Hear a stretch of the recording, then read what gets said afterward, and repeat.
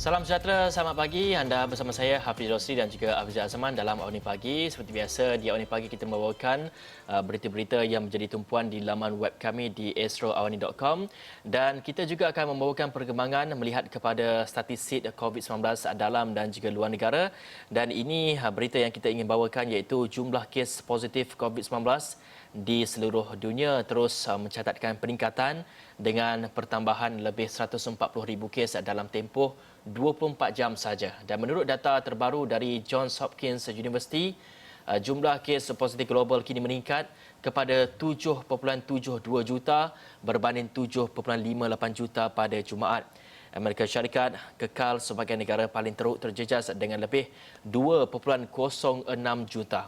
Kes positif COVID-19 di Brazil pula terus menunjukkan tren peningkatan dengan jumlah kumulatif positif 828,000 kes. Rusia pula ketiga tertinggi dengan 519,000 kes dan 5 lagi negara mempunyai angka melebihi 200,000 ialah India, United Kingdom, Spanyol, Itali dan Peru. 8 negara berada dalam kelompok kes jangkitan melebihi 100,000 kes iaitu Perancis, Jerman, Iran, Turki, Chile, Mexico, Pakistan dan Arab Saudi. Dan ini pula statistik daripada Johns Hopkins University, statistik yang mengerikan terpaksa kami bawakan kepada anda supaya ia menjadi peringatan setiap kali kita mahu keluar rumah agar mengamalkan penjarakan sosial dan juga langkah-langkah keselamatan untuk mengekang COVID-19, yang mana angka kematian akibat COVID-19 di seluruh dunia terus meningkat sebanyak 5,000 kes dalam tempoh 24 jam yang lalu. Jumlah kumulatif kematian global meningkat kepada 428,000 kes. Amerika Syarikat kekal merekodkan jumlah kematian tertinggi dengan 115,000 kes. UK dan Brazil masing-masing merekodkan angka korban sebanyak 41,000, manakala kes kematian di Itali berada pada paras 34,000 kes. Sementara itu, Perancis dan juga Spanyol masing-masing mencatatkan angka kematian 29,000 dan 27,000 kes. Negara lain masih mencatatkan angka korban di bawah 17,000.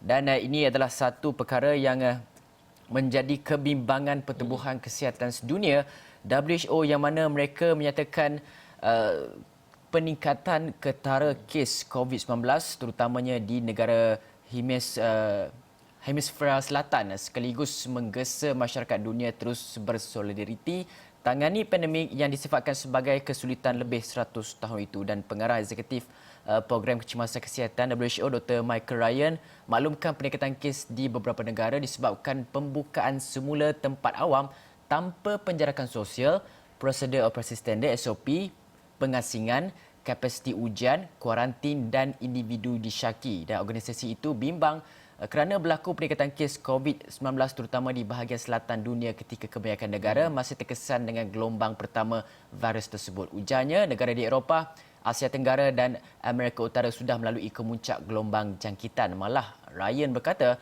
tidak menghairankan jika negara yang menamatkan perintah berkurung boleh mewujudkan kembali kluster penyakit dan ia tidak semestinya dikaitkan dengan gelombang kedua. Justru, perlu ada keseimbangan antara memastikan orang ramai untuk terus kekal di rumah bagi membendung penularan dan dilema kesihatan awam yang perlu ditangani oleh kerajaan pada setiap masa. Itulah kenyataan yang dibimbangi oleh WHO, yang mana setiap negara kita tahu dia berlainan. Ada negara yang telah pun melalui fasa tempoh jangkitan dan juga ada yang baru mencapai puncak. Ada yang telah pun turun tetapi mempunyai jangkitan baru. Ada yang sekarang ini dikatakan walaupun belum lagi wujud gelombang kedua tetapi dikatakan seakan-akan gelombang kedua apabila wujud kluster-kluster baru ataupun kes-kes baru yang sedang meningkat di negara-negara tersebut. Contohnya seperti di Amerika Syarikat dikatakan walaupun jumlah kematian naik sedikit, jumlah kes harian juga meningkat mendadak di beberapa negeri sehingga menyebabkan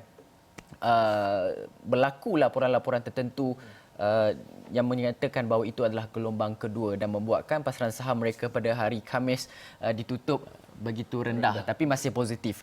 Okey, baiklah, dalam masa yang sama juga Hafizi ada cerita mengenai kes update, kita akan kembali ke peringkat tempatan. Betul. Melihat kepada kes laporan COVID-19 di peringkat Malaysia pula. Apa cerita, Fizi? Betul, dan selalunya kebiasaan setiap hari KKM sendiri akan membawakan sidang media dan perkembangan, melihat kepada perkembangan positif COVID-19 di negara kita.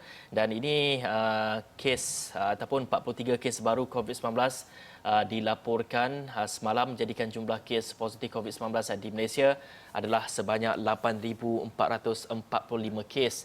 Ketua Pengarah Kesihatan Datuk Dr. Nur Hisham Abdullah berkata, daripada jumlah itu, 5 adalah kes import yang mendapat jangkitan di luar negara, manakala 38 kes melibatkan penularan dalam negara. Penularan kes dalam negara melibatkan 23 warga asing dan 15 rakyat Malaysia. Nur Hisham berkata, jumlah kes aktif dengan keberjangkitan COVID-19 adalah 1,014 kes dan mereka telah diasingkan serta diberi rawatan. Pada masa sama, Nur Hisham memberitahu 143 kes telah pulih dan dibenarkan discharge pada semalam, dan ia menjadikan jumlah kumulatif kes yang telah pulih sepenuhnya daripada COVID-19 dan telah didischarge daripada wad adalah sebanyak 7,311 kes. Fizi, kalau kita lihat setiap hari bukan saja kes dari segi peningkatan jumlah kes baru mungkin ada meningkat sedikit saja, tapi kalau kita lihat kepada trend peningkatan jumlah mereka yang didischarge, dibenarkan keluar daripada hospital, nampaknya juga adalah tinggi. Dan kita dapat saksikan, melihat kepada kes yang masih lagi boleh dijangkiti ataupun kebolehjangkitan kes ini adalah sebanyak 1,000 lebih, dan saya kira mencatatkan penurunan dari hari ke hari, dan ini satu perkembangan yang positif juga. Kita melihat kepada hanya 1,043, hanya 1,000, tidak sampai 1,100 kes yang ataupun mempunyai kes kebolehjangkitan itu, dan ia harus ditangani bersama kita dalam kita mengekang penularan COVID-19 ini, Fizi. Ya, dan dalam erti kata lain, kita melihat kepada kenaikan kes, kalau 2 hari lepas 30 lebih, hari ini dah mencapai kepada 43, semalam mencapai 43, hari ini kita tidak tahu sama ada angka itu akan meningkat ataupun tidak, walaupun ia melibatkan penularan dalam kalangan warga asing yang paling tinggi. Tapi dalam masa yang sama juga kita mengesan satu daripada aktiviti kunjung-mengunjung pada Raya Aidilfitri lalu mencatatkan satu kes positif hari ini. Itulah indikator yang sangat-sangat kita gusarkan, bimbangkan sekiranya berlaku penularan dalam kalangan tempatan. Sekiranya ada kes satu, kita terpaksa mengesan ramai kontak rapat untuk diasingkan dan menunggu keputusan sama ada mereka positif ataupun tidak. Dan ini memberi indikator yang jelas bahawa perang melawan COVID-19 ini masih jauh lagi sebelum berakhir, dan kita sebagai rakyat Malaysia yang telah pun dipertanggungjawabkan dilonggarkan sekatan PKPP itu, banyak sekatan telah pun dilonggarkan dan tanggungjawab itu akhirnya berada pada kita, dan inilah masanya untuk kita membalas jasa-jasa petugas barisan hadapan yang telah pun banyak berkorban selama beberapa bulan untuk menjaga keselamatan dan juga kesihatan kita semua. Kerana apa? Kerana laporan semalam juga menyatakan bahawa terdapat 416 kaki tangan barisan hadapan KKM dilaporkan positif COVID-19, dan Ketua Pengarah Kesihatan Datuk Dr. Nur Hisham Abdullah berkata bagaimanapun 80% daripada jumlah itu mendapat jangkitan daripada luar hospital, manakala baki 20% mendapat jangkitan dari pesakit ataupun rakan mereka. Itulah pengorbanan yang terpaksa mereka tempuhi dalam usaha untuk merawat pesakit COVID-19, pastikan mereka semua sembuh dan sebagainya. Dan ini adalah masa untuk kita membalas semula jasa mereka dengan memastikan segala SOP yang dikeluarkan oleh Majlis Keselamatan Negara, segala tindak tanduk ataupun arahan yang dikeluarkan oleh pihak berkuasa, kita patuhi sama-sama, Hafizi. Dan besarnya pengorbanan mereka bukan saja perlu menjaga kesihatan mereka dan keselamatan mereka, tapi mereka juga mempunyai tanggungjawab yang amat berat, iaitu menjaga keselamatan dan juga kesihatan kita. Jadi sama-samalah kita membantu mereka, kita bantu diri kita terlebih dahulu dan juga kita bantu mereka dalam kita menurunkan lagi jumlah kes seperti kes harian sini. Betul, sebab Hafizi kami di Astro Awani pernah membual seorang doktor di sebuah hospital yang mana mereka melahirkan, mereka yang bekerja di hospital tu tidak dapat berjumpa family ketika kita tengah melawan perang COVID-19 ini, tak dapat jumpa family selama beberapa bulan, yang isteri tak dapat jumpa suami, yang suami tak dapat jumpa isteri dan anak-anak, dan kalau dibenarkan berjumpa pun dalam jarak-jarak yang tertentu. Sampai kan ada yang menangis ketika kami membual mereka. Itu adalah satu pengorbanan yang sukar untuk kita sebagai rakyat Malaysia balas, dan kalau kita nak balas, inilah peluangnya. Kita jaga kita. Semua SOP kita patuh, amalkan penjarakan sosial itu. Itu yang penting. Betul. Dan seterusnya kita nak bawakan perkembangan kesemua pengembara yang pulang ke Malaysia diwajibkan pakai gelang tangan yang disediakan oleh pihak berkuasa sepanjang tempoh perintah pengawasan dan pemerhatian di rumah.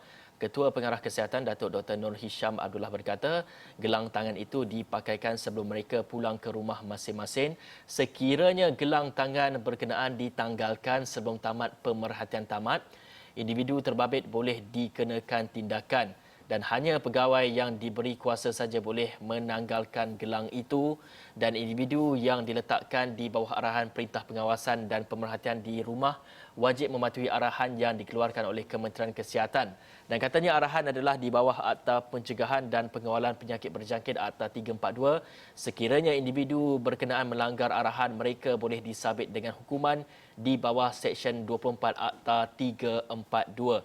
Dan sebelum ini kita dapat saksikan adanya kuarantin wajib setelah warga negara pulang ke Malaysia selama 14 hari di hotel dan juga di pusat kuarantin dan sebagainya. Tetapi kini mereka dibenarkan untuk kuarantin di rumah. Tapi ini penjelasan daripada Datuk Dr. Nur Hisham. Kita nak dengarkan apa yang dikatakan ini. Gelang tangan akan dipakaikan kepada pengembara ini sebelum mereka pulang ke rumah masing-masing. Gelang tangan ini perlu dipakai sepanjang tempoh pengawasan dan pemerhatian di rumah. Sekiranya gelang tangan tersebut ditanggalkan sebelum tamat pemerhatian, individu tersebut akan dikenakan tindakan. Gelang ini akan ditanggalkan oleh pegawai yang diberi kuasa selepas tempoh pengawasan dan pemerhatian. Okey, Fizi, sebenarnya isu pasal gelang tangan ini, gelang tangan COVID lah, kita kata gelang tangan COVID, Fizi. Kalau tak salah saya, di kes di Sabah ataupun Sarawak, saya pernah terbaca antara dua negeri ini, yang mana pesakitnya telah membuka gelang tangan tersebut dan meninggalkannya di rumah dan telah pergi ke rumah rakan-rakan. Kalau tak salah saya, ini melibatkan kes seorang pelajar yang pulang ke Sabah atau Sarawak, saya tak ingat. Tapi dia dah sampai pulang tu, belum lagi tamat tempoh kuarantin 14 hari. Dia buka gelang tu, dia tinggalkan di rumah dan kemudian dia telah pergi ke rumah rakan-rakannya. Masa tu dalam tempoh perintah kawalan pergerakan bersyarat yang mana agak dilonggarkan sedikit pada ketika itu dan membuatkan kawan-kawan dia, keluarga dia dan sebagainya yang orang-orang yang telah pun dia kunjungi terpaksa diasingkan untuk menjalani ujian saringan COVID-19 dan jika terdapat simptom gejala COVID-19. Itulah antara perkara yang kita bimbangkan sekarang ini. Tolonglah kepada mereka yang telah pun dipakaikan gelang tangan yang baru pulang daripada overseas, luar negara dan sebagainya, tolong jangan tinggalkan gelang tangan tersebut kerana ia adalah satu tools atau alat yang boleh dikatakan anda masih lagi dalam tempoh kuarantin dan pihak hospital juga boleh mengesan anda jika anda berada di mana-mana. Itu antara perkara yang kita bimbangkan ketika mana kita sedang melawan COVID-19 ini. Baiklah, dalam masa yang sama juga kluster gunting rambut. Kalau sebelum ini kita fikirkan ramai yang nak gunting rambut dan sebagainya sampaikan mendesak kerajaan untuk membuka semula gunting rambut, tapi ini adalah satu kebimbangan yang dinyatakan oleh pihak kerajaan itu sendiri. Apa cerita, Fizi? Dan KKM sebenarnya ataupun KKM sendiri menjangkakan Malaysia mungkin mempunyai kluster gunting rambut jika berlaku peningkatan kes jangkitan daripada seorang penggunting rambut warga Pakistan yang disahkan positif COVID-19 semalam. Dan kata Ketua Pengarah Kesihatan Datuk Dr. Nur Hisham Abdullah, bagaimanapun menjelaskan ketika ini ia tidak diumumkan sebagai kluster memandangkan hanya satu kes yang positif COVID-19 dilaporkan. Jika semalam kita laporkan, kita jelaskan kepada anda semua dari segi penggunting rambut ini, iaitu warga Pakistan ini bukan saja menggunting rambut di premisnya tetapi juga menawarkan perkhidmatan rumah ke rumah. Dan ini menyebabkan KKM mempunyai kesulitan untuk mengesan, tapi KKM juga berjaya mengesan ke semua kontak rapat ini. Lebih daripada 20 jika tak salah ada membuat perkhidmatan rumah ke rumah menggunting rambut walaupun perkara itu tidak dibenarkan. Ini satu kemuslihatan yang kita harus pendengarkan, iaitu kita harus teliti semula bagaimana sebenarnya mereka melanggar undang-undang akhirnya menjejaskan orang ramai melihat kepada isu ini, Fizi. Ya, betul tu. Dan itulah yang sekarang kita bimbangkan. Dan kepada apa yang menggunting rambut, majikan yang menggunting rambut itu, satu perkara yang perlu kita pastikan adalah sekarang ini semalam kita sebagai pengguna rakyat Malaysia dan juga siapa saja yang nak pergi gunting rambut boleh minta tukang gunting rambut itu, kalau kita tengok dia warga asing dan sebagainya, kita boleh minta dia punya surat ujian saringan COVID-19. Itu penting untuk kita memastikan bahawa tiada jangkitan berlaku, tiada wujudnya kluster gunting rambut. Betul. Itu adalah perkara yang telah pun disahkan oleh Menteri Keselamatan Datuk Seri Ismail Sabri Yaakob semalam. Dan dalam perkara itu, Hafizi, kita juga ada cerita mengenai sindiket ujian COVID-19. Kalau sejak daripada COVID-19 ni kita tahulah warga asing mereka yang bekerja di tapak-tapak pembinaan, di banyaklah tempat-tempat lain dan juga sebagainya, ada wujud dalam kalangan mereka ni ada yang membuat onar yang mana mereka telah memalsukan dokumen ujian saringan COVID-19. Semalam polis di Kuala Lumpur ada menerima 3 laporan pada 9 hingga dan juga 10 Jun lepas bahawa majikan telefon, makmal dan juga hospital tanya betul ke individu ini sekian-sekian ini ada membuat ujian ini dan dirujuk kepada doktor sekian-sekian, dan apabila pihak hospital dan juga makmal memeriksa tiada pun, tak ada pun. Mana kata mereka memasukkan dokumen itu daripada sekeping dokumen yang telah pun dibuat oleh rakan mereka. Mereka buat macam mana cara saya tak tahulah, nak cerita pun nanti takut orang lain tiru pula.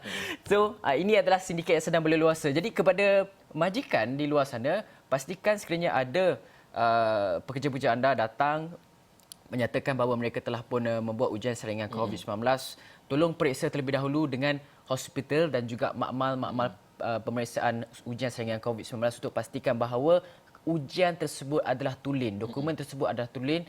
Kalau kata kita tak buat macam ni, takut nanti wujud kluster-kluster baru yang kita tak dapat detect macam mana boleh jadi walaupun ujian saringan COVID-19 itu telah pun dikatakan diambil. Tapi sedangkan dokumen tu sebenarnya yang palsu. Betul. Dan kalau kita lihat juga sebelum ini banyak isu-isu mengenai pemalsuan katanya ada melibatkan warga tempatan, dan dalang sebenarnya ini harus diambil tindakan kerana mereka ni boleh kita katakan sebagai pengkhianat negara. Kerana sanggup memalsukan perkara yang harus kita berikan perhatian, iaitu ini bukan isu keselamatan saja, ini merupakan isu kesihatan, dan di mana kesemua ataupun mungkin ada kluster-kluster ataupun mungkin mereka yang harus membuat saringan dan sebagainya, terutamanya melibatkan kepada warga asing yang bekerja harus membuat saringan, dan ia bagi memastikan mereka ini sebenarnya bersih daripada COVID-19 ini, dan perkara ini harus diambil tindakan sendiri oleh pihak polis, dan saya kira polis pun juga menjalankan satu siasatan yang amat baik sekali bagi mengesan mereka yang menjadi dalang kepada pengkhianatan ini. Ya, itu kemuslihatan lah, Fizi. Okey, baiklah. Okey, banyak lagi sebenarnya kita nak bawakan kepada anda. Itu kita ada mengenai politik sikit. Betul. Lepas tu kita ada cerita light sikit, cerita yang gembira. Gembira macam cerita yang nakal-nakal, cerita comel-comel. Okey, baiklah, kita nak rehat dulu seketika, kembali selepas ni.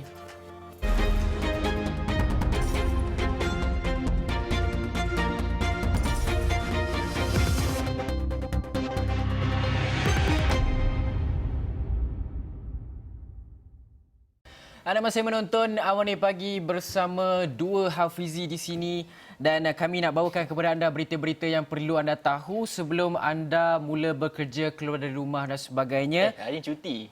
Okey. Ada yang kerja, okey. Oh, ada yang kerja. Okey. Okey, baiklah. Macam kita kerja juga, Hafizi.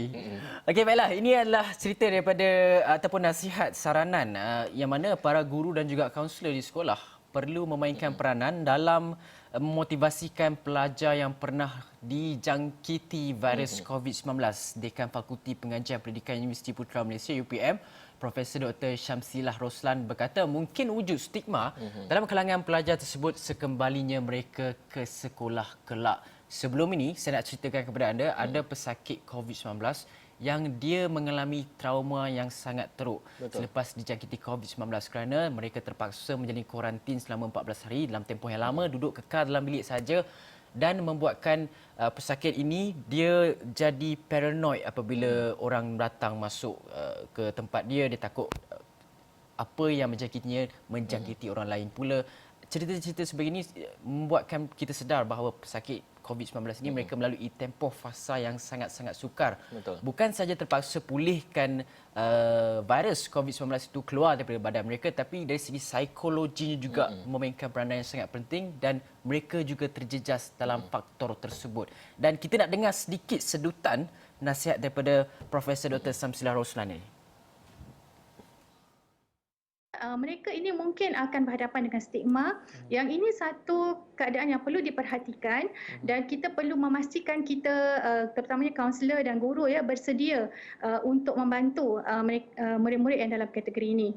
Jadi untuk memotivasikan, kita boleh memberikan semangat kepada murid-murid ini bahawa mereka adalah sebahagian daripada sejarah sebenarnya. Mereka adalah satu kelompok batch yang pertama yang melalui dan mengalami COVID ni dalam PKP dan kemudiannya masuk batch pertama masuk ke sekolah dalam fasa PKPP. Jadi mereka perlu buktikan dalam sejarah bahawa mereka adalah kelompok atau golongan yang terbaik yang boleh mengadaptasi diri, mematuhi SOP, belajar dalam norma baru dan juga cemerlang dalam pelajaran.